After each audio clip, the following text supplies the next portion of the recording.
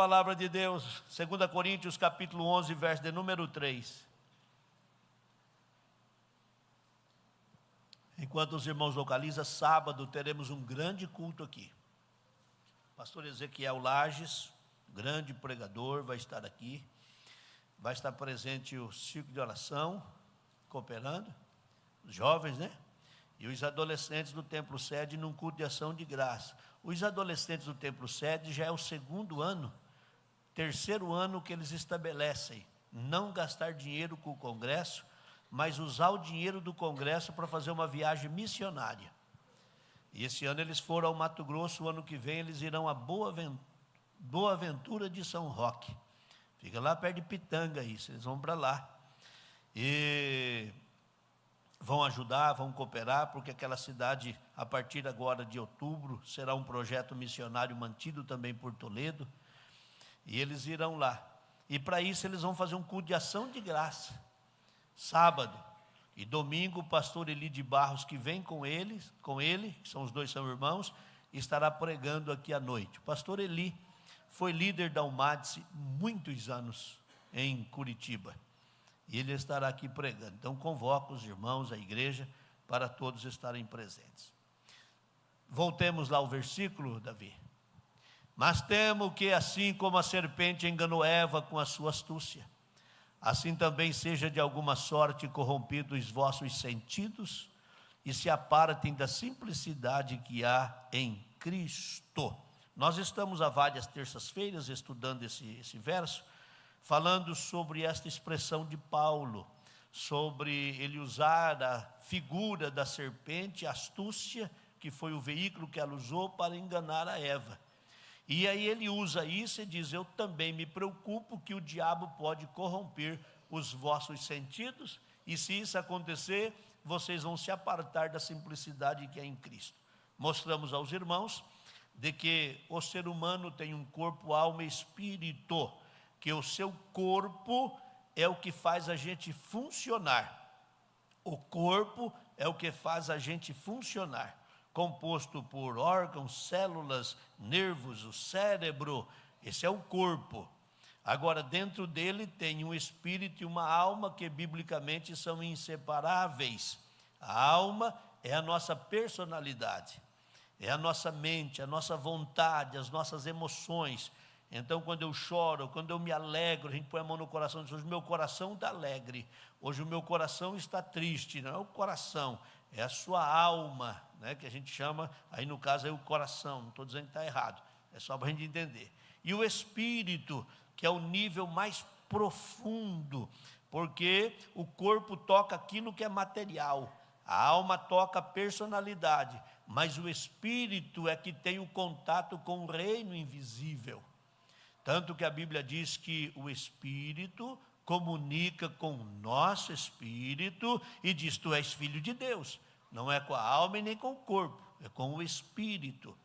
E biblicamente, quando o Espírito está forte, o Espírito comanda o corpo.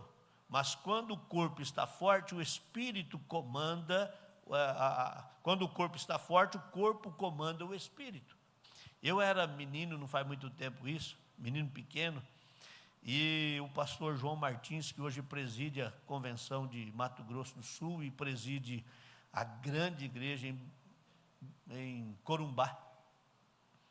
Ele morava na cidade onde a gente congregava também, ele também era solteiro, imagine. E ele pregou uma mensagem que eu nunca mais esqueci, como eu citei aqui na reunião a mensagem do pastor do Arado, essa também eu nunca mais esqueci, porque ele usou uma figura, né? Ele estava falando sobre a alma e o espírito, e ele disse que é como se a pessoa tivesse um cachorro branquinho e um cachorro amarelinho, os dois nasceram no mesmo dia, os dois eram do mesmo tamanho, mas ele amarrou um e deixou o outro livre. E o que ficou amarrado, ele reduziu a água e a comida, e para o outro tinha água e comida em abundância. Então, cada vez que colocava comida, depois de um tempo, num determinado lugar, e os dois iam comer, o que estava solto rangia os dentes e fazia o outro que estava amarrado correr, porque a diferença de tamanho era gigantesca entre eles. Passou-se um tempo, ele inverteu, amarrou o que estava solto e soltou o que estava amarrado, e fez a mesma coisa, diminuiu a comida e aumentou a comida do outro, passou-se um tempo, era esse que fazia aquele correr.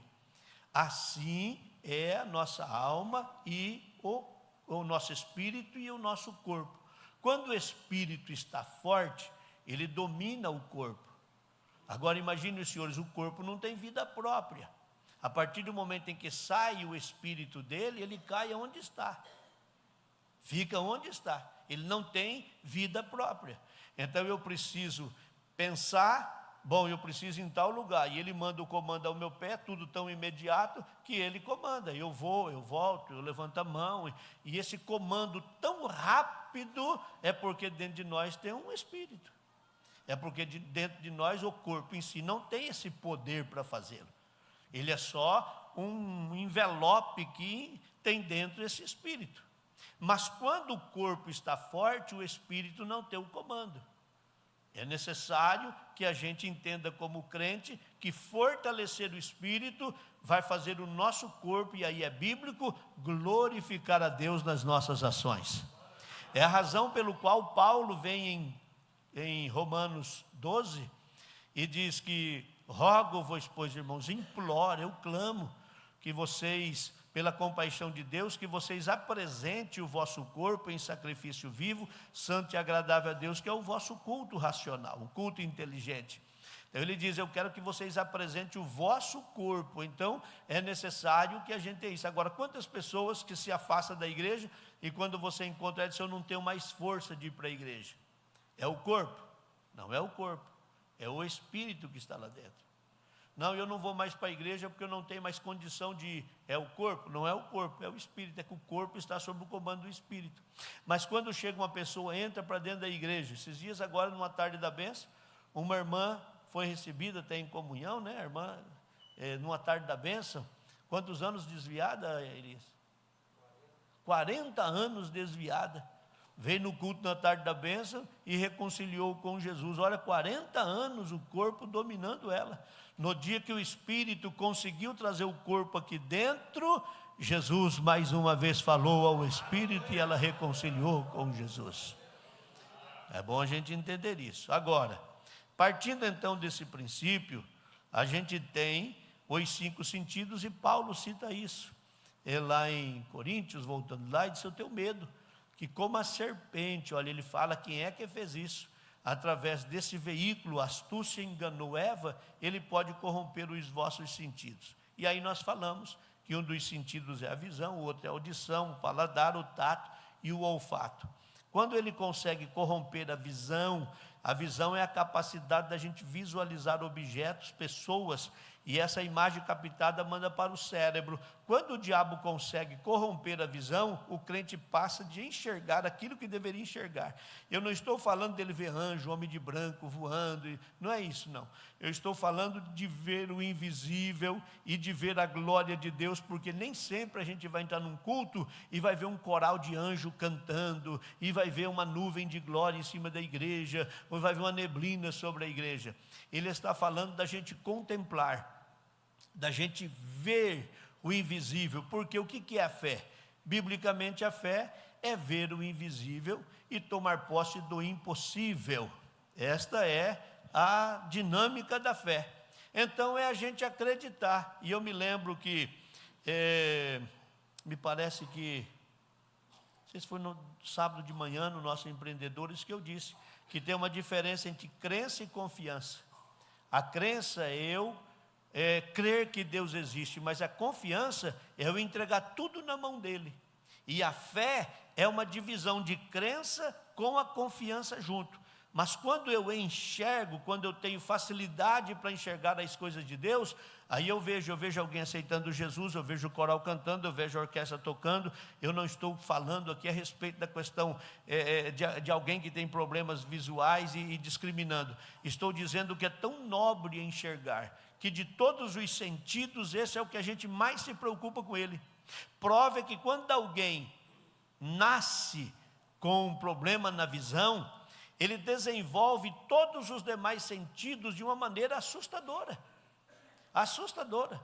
Eu já quando andava pelas cidades aí pregando, estive num congresso onde um senhor estava pregando, um pastor cantando, e ele era deficiente visual. morreu agora, pouquinhos dias agora. Tocava uma guitarra, um cavaquinho, e cantava e era totalmente cego.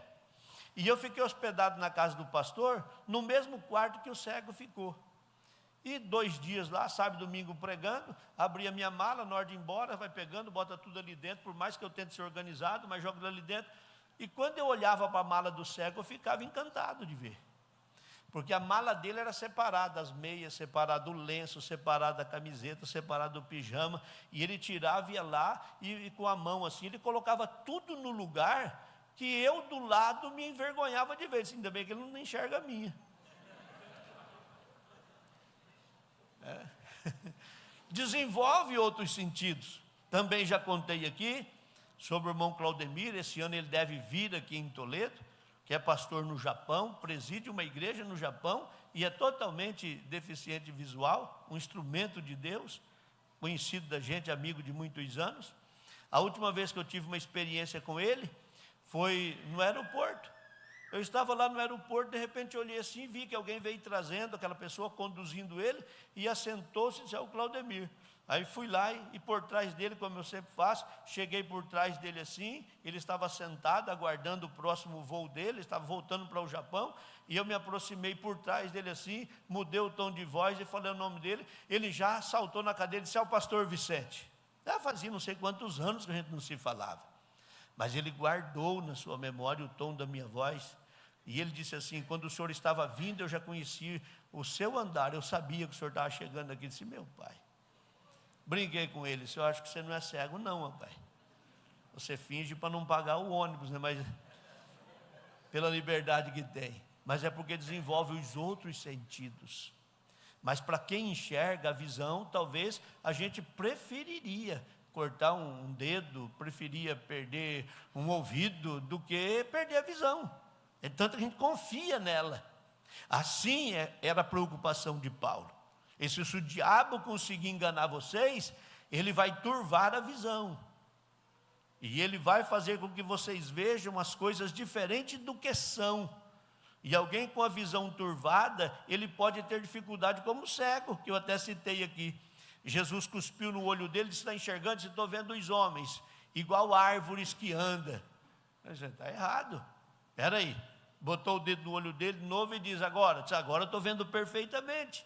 Porque quando você tem uma visão turvada, você corre o risco de repente, tomar decisões que não gostaria de tomar. Quer um exemplo? Quando alguém recebe uma notícia de um problema gravíssimo, uma ação de alguma coisa que lhe contraria, aí ele diz: não, eu tenho o meu direito, está aqui o meu contrato. Aí o camarada vai lá e pega o contrato, e quando mostra para ele: olha só, está aqui o teu contrato, mas está aqui escrito isso aqui. Ele não leu, e aí uma letrinha pequenininha lá que ele deveria ter lido e considerado. Aí qual que é a explicação? Eu nem vi o que estava escrito. E toma uma decisão que pode lhe prejudicar grandemente. Paulo está dizendo: pode, que se o diabo prejudicar a sua visão, você pode ter prejuízo lá na frente, por não enxergar direito. Aí vem o conselho da Bíblia, Jesus dizendo: aconselho que de mim compre colírio, e unja os seus olhos para que veja. Oh, bendito é o Senhor. Falamos também na última terça-feira sobre a audição, que é a capacidade de ouvir sons, ruídos, barulhos. O ouvido, ele capta as ondas sonoras, também envia ao cérebro. E é por isso que a gente conhece os sons, né? E como eu disse, quando a pessoa desprovida da visão, esse órgão, esse sentido, ele desenvolve com muita propriedade, ao ponto dele ser assim até exagerado o tato, a sensibilidade da audição que ele tem. Paulo estava dizendo: se o diabo corromper a sua audição, você vai ter dificuldade para ouvir a voz de Deus. Você vai ter dificuldade para ouvir a voz do Senhor. Você vai ter dificuldade para ouvir os cânticos celestiais. Você vai ter dificuldade para ouvir as belas melodias que engrandecem ao Senhor e que traz gozo para a alma. As mensagens que vão te sustentar e te alimentar. Paulo estava dizendo: pode que você tenha problema com o seu ouvido, e se isso acontecer, você não vai ouvir o que Deus tem para lhe falar. Isso é muito sério. muito sério. Aleluia. Pode que a gente não ouça as orientações de Deus através do seu povo, da Bíblia, e achamos que podemos caminhar com os nossos próprios pés, de acordo com a nossa vontade. Paulo, quando fala dos sentidos, também fala do paladar, e é um dos sentidos, que é a capacidade de sentir gosto, sabor. A língua capta esse sabor e envia para o cérebro.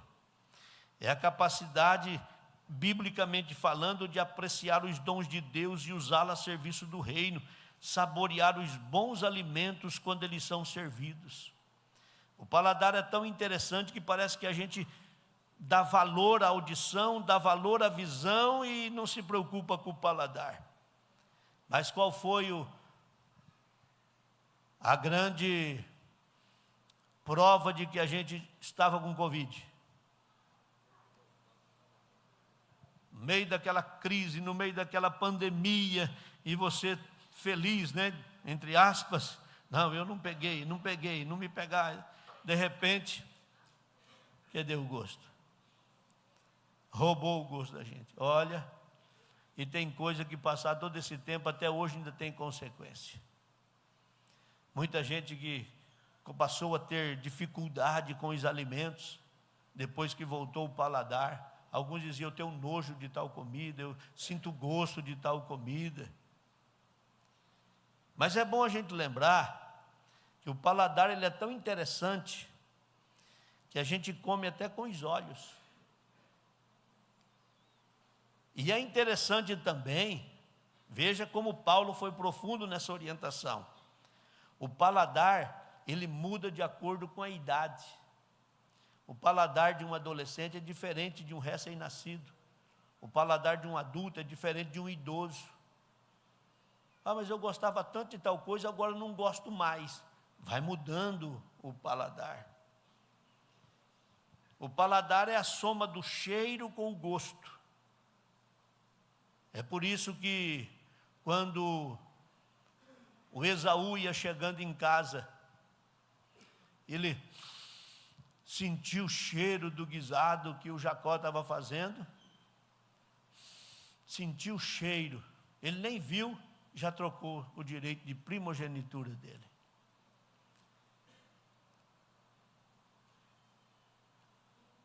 Tem dia que a gente está com fome acima do normal, sim ou não? Vocês são tudo crente, fala a verdade. E aí passa uns minutinhos do horário de comer, né? Aí de repente você passa perto de um lugar que fez comida, ou está chegando em casa. O cheiro daquela comida ao longe. O que você logo imagina? Tem um bife acebolado. Você já imagina ele no prato? Sim ou não? No prato, você imagina você comendo ele. Se você pudesse chegar, não ter que lavar a mão, não ir no sanitário, se ele já estivesse no prato, já seria um alívio, porque você já ia direto a comer, sim ou não? Porque você sentiu o cheiro. O paladar, a língua, vai dar para uma pessoa com a sua saúde normalizada, condição de classificar 5 sabores. O cheiro, o odor, pode ultrapassar a casa dos 1000. E você sentindo o cheiro, você imagina, de repente você vai sentir o cheiro de uma boa carne sendo assada ou frita, e pode que ela esteja sem sal, por exemplo. Você só vai sentir isso na hora que comer. Mas o cheiro te fez sentir e ter vontade de comer. Sentir o cheiro pode fazer a gente ter uma visão errada do sabor, como eu acabei de citar. O cheiro te dá uma visão daquilo que possivelmente seja o prato, mas o sabor está errado. De igual forma, pode que pessoas tenham problemas com o seu paladar, e eu até conheço pessoas que ao longo dos anos vá a médico e tenta se tratar, e Por quê? Porque sente na boca um gosto amargo. Amanheci hoje com um gosto amargo. Hoje eu deitei com um gosto amargo. O tempo todo não consegue ter mas essa comida está muito boa. Se eu não sinto gosto, eu sinto um gosto amargo na minha boca. Como alguns que têm aquela sensibilidade exagerada. Talvez um mínimo de temperatura. Então, cada um tem o seu desenvolvimento nisso. Não é a gente que desenvolve, mas cada um tem a sua maneira de ser. O que Paulo estava dizendo é que quando o paladar está corrompido, é como se o Covid tivesse tomado conta da vida espiritual do crente. Ele está vivo, ele tem fome, mas não tem gosto da comida. Quando o paladar está corrompido, você pode pregar o que for, trazer quem for, fazer o que for. Ele entra e sai, vai para casa e se justifica dizendo: eu já tenho 50 anos de fé. Hoje eu não é tudo que eu gosto de ouvir. Hoje o culto passou do horário. Hoje gritou demais. Hoje me deu sono. Por quê? Porque ele não tem prazer no que ouve. Não tem prazer de se alimentar. Se alimentar da palavra de Deus é você ter a alegria de se assentar e comer. Arroz e feijão a gente come todo dia. Pouquíssimas pessoas enjoam do arroz e feijão. E se enjoa do arroz e feijão, faz um macarrão e come a vida toda um macarrão.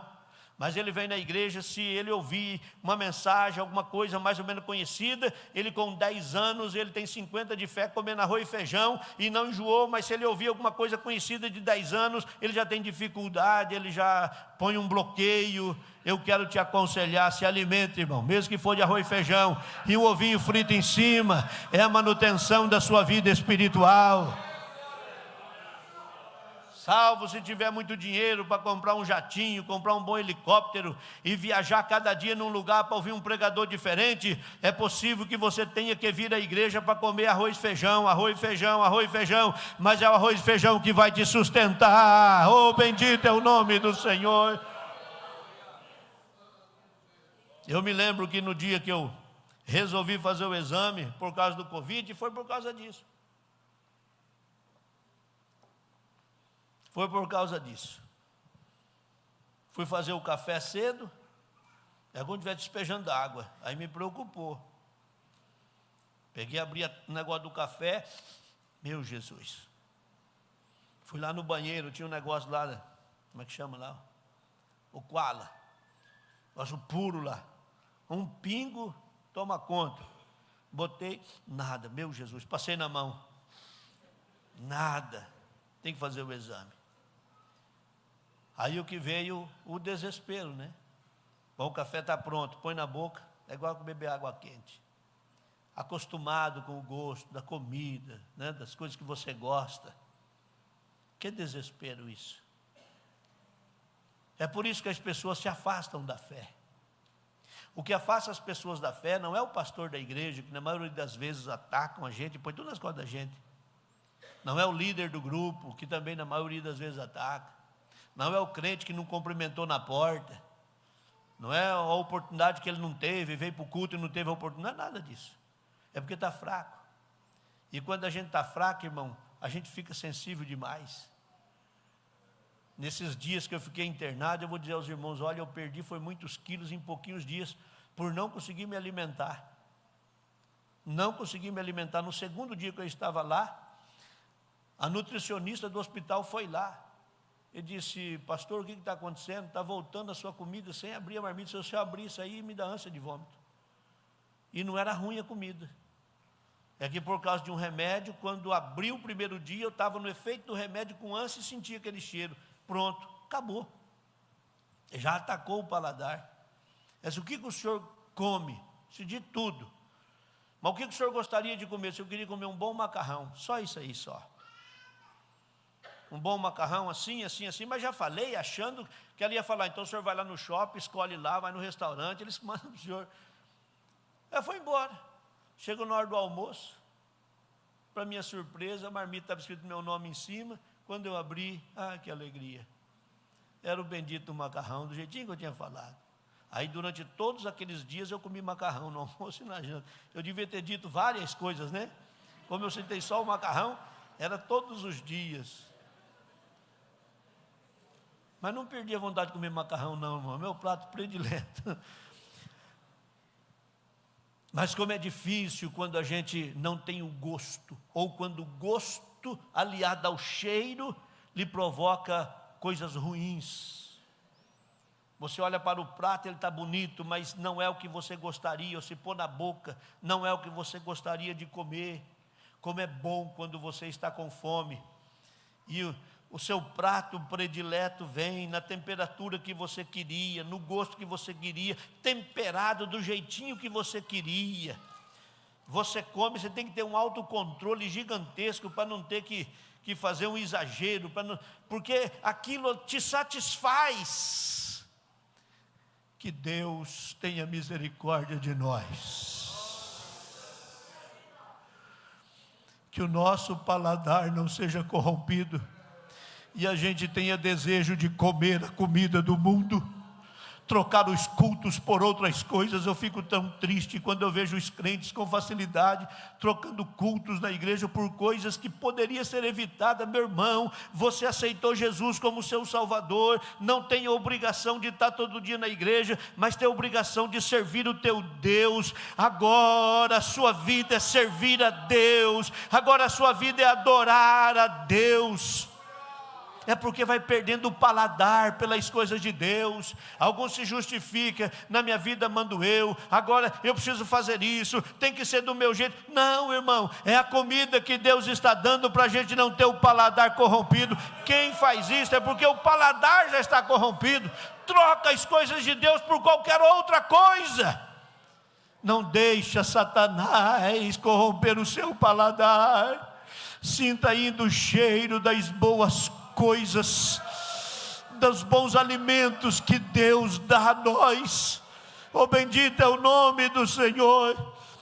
Aleluia, aleluia, aleluia, aleluia. Biblicamente, o paladar serve para a gente apreciar os dons que Deus dá e usá-lo no serviço do reino, saborear os bons alimentos que são servidos na casa de Deus. Depois de 60 anos dentro de uma igreja, como é o meu caso, por exemplo, obviamente que não é tudo o que você gostaria de ouvir, mas você para ouvir, e por vezes a gente se surpreende. Por vezes a gente se surpreende. Por vezes eu chego em casa e digo: meu Deus, mas você viu aquela menina lá que ela falou 10 palavras, mas quanta sabedoria. Você viu fulano pregando, quanta sabedoria. Porque a gente, com todo esse tempo de fé, não ouviu tudo, ainda não viu tudo e não vai ver. Mas que prazer quando tem uma comida bem servida. Talvez não é o que você gostaria de comer, mas está na temperatura certa, na quantidade certa. Oh, bendito é o nome do Senhor.